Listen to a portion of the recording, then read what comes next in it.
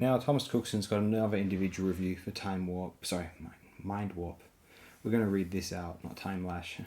We're going to read this out now, published on the 18th of the 6th, 2018, titled Salt in the Wound. Mindwarp almost embodies everything tacky and mean-spirited about 80s Who. It's probably the show's most manipulative story, and it traumatized me at 11. The word best describing Mindwarp is excessive. It gets us to loud, nightmarish extremes of overkill sadism, as though deliberately trying to give Perry a heart attack before the end.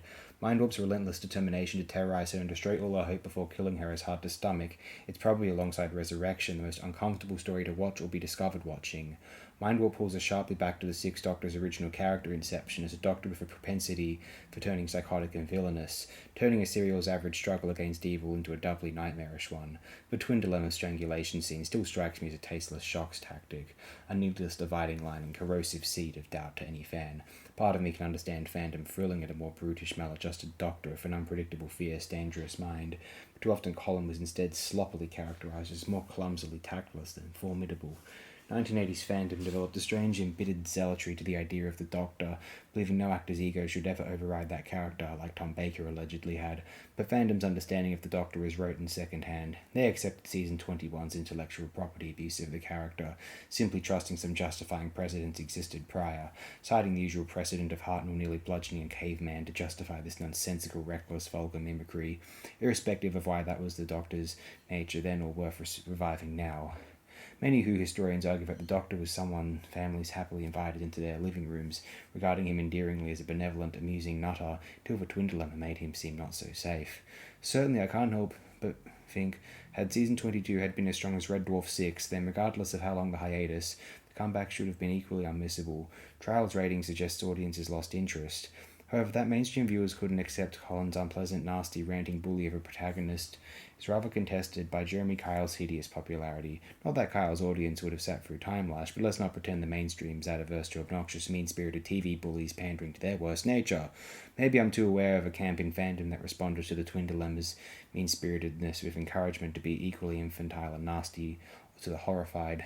The worst thing about Perry's abuse is it emboldened the fanatics as much as alienated casuals. It exposed fandom's ugliest mean-spirited cliquishness, that if you're unwilling to accept it was always the Doctor's nature to be erratic after regeneration, and thus for a Perry under the bus, you're not a true fan. In my trial overview, I condemned Mindwarp for setting Colin back to square one, at a time when viewers should have been allowed to forget his abusive twin dilemma beginnings.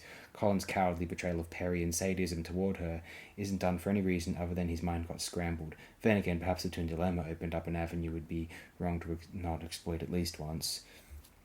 Tatwood's review held Mindwarp up as Colin's diamond in the rough, a story that couldn't work with any other Doctor and represented a rare opportunity too good to miss.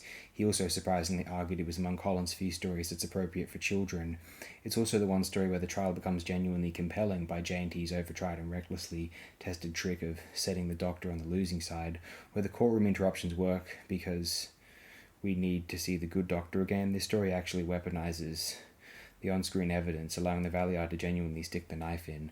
Colin's violent abuse in the twin dilemma was likely detrimentally confusing and distorting to children unlikely to understand with any gifted empathy what Perry's enduring, why she shouldn't have to suffer this. Since the show needs Colin and Perry to restore to the status quo, it potentially normalized the worst kind of unstable abusive behavior. The problem with pitching about two impressionable children is similar to why Thelma and Louise is unsuitable for children. It portrays the adult world as a violent, volatile, unstable one, essentially depicting adults behaving like children at their nastiest and cruelest, in a manner children might consider familiar and normalized in what's otherwise an alien adult world. When I was 11, I didn't understand the darker implications of Thelma's date battering her in the car park. When she later declares no remorse over his killing, that was morally alien to me, akin to my sister not being sorry if our bullying older brother died. I didn't understand Thelma being so remorseless, but any adult watching instantly would have. The twin dilemma likewise portrays the Doctor as a brutal perpetrator of abuse against his confused companion, just like the unstable, violent adult males of Thelma and Louise. In a context where children are less likely to understand the implications, or might think it's normal in the adult world for men to beat women and it'd be forgiven and forgotten like any schoolyard bullying scenario or violent sibling conflicts. In previous eras, the Doctor existed to show us this wasn't and shouldn't be normal. In Frontier in Space, Pertwee chided Earth's president, insisting Jo should not suffer any prison brutality, even were she guilty, for the twin dilemma made a hypocrite of him. Mindwarp makes it clear to children that Colin's Doctor isn't merely being a violent adult, but an outright bad guy in league with the villains. If the real Doctor watching, protesting in horror face isn't him, his actions become framed by the observing court as monstrously criminal. We feel the frustrating horror of him being helpless to influence the events on screen or go back and write them, the merciless motion of time passing on, the production schedule that dictates this show must abandon her and can never go back once events have happened. If you believe in cultivation theory, then Classic Who, especially season 16, is something treasurable and refreshing in its rejection of the paranoid macho worldview of American cinema. I think that's what was souring about Saywood's nihilistic violence. As though J&T's pandering to fandom and tabloid headlines tapped into a mean-spirited jealousy and contempt for the successful, evergreening hero, much like tabloids forcing famous, happy celebrities down our throats, making them fair game for vitriol and wishing misfortune upon. Philip Martin was a more sophisticated writer than the era's usual crop. His brand of mean-spirited moral torpor actually carried a point about humanity's historical patterns of exploitative behaviour and insatiable sadisms. His stories are meant to horrify rather than gratify, but I feel his horrific content often went beyond what's necessary. Mindwarp sentimentalizes the idea of the heroic Doctor for his absence, when Perry weeps for what the Doctor was and what he once believed in. Episode 2 even demonstrates that Perry would have stood better chances of subduing Syl without shooting blindly had Colin stood by her, that without the Doctor there's no pacifying the enemy, only the motivations of mad panic and revenge that make it impossible to defeat evil without facilitating its effect. Echoing Gangster's post-modern fourth wall breaking, this is Martin showing the Doctor watching Doctor Who gone sinisterly wrong, the fiction of the show going sour, derailed, the Doctor viewing in horror, refusing to believe what's shown. Unlike Saywood's usual mean-spirited, artless grot that reeked of arrogant, contemptful bitterness, this comes from a place of creativity and cultivates passionate, heartfelt performances that reach out more than alienate and repulse. When Saywood's stories turn malevolent and downbeat, they usually feel lazily snide about it. Where Mindwarp feels malevolent, it feels like the unnerving sensation of 80s horror films where the narrative seems to become a sentient evil thing turned against the characters, determined to seal them in and empower the evil villain against their helplessness, making us invest in them beyond the usual. The catharsis of taking our nightmares and translating them into a visual experience, like Revelation, it's a glimpse of the stranger realms Colin's era could have gone.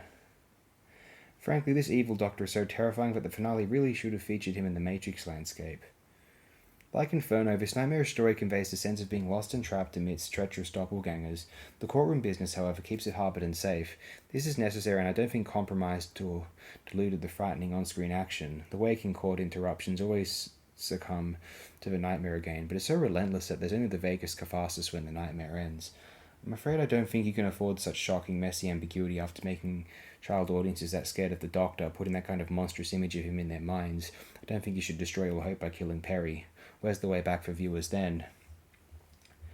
Fan historians defend J&T's refusing Holmes' original downbeat trial ending as not playing into Grade's hands or giving him excuse to cancel the show.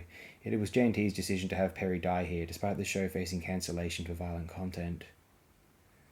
Was J&T just being sensationalist and trying to replicate the shock value storytelling of Earthshock? Sadly, Perry's death brings little euphoria, and certainly no sense of the evil tide turned against or even narrowly escaped. She's killed for being a weak, innocent damsel in a predatory, misogynistic, Darwinist world. It doesn't entirely bring catharsis to the nightmare because it wasn't meant to. It was simply meant to make headlines. A show once about how the underdog could empower themselves if literature and knowledge was now being made for a tabloid world where the written word exists chiefly to vilify and destroy the easiest prey. Elizabeth Sandifer's criticism of Philip Martin's tendency of subjecting female companions to transformational bodily violation can be countered by how Hinchcliffe's era subjected male characters to similar body horror perversion without being likewise interpreted as a tasteless rape metaphor.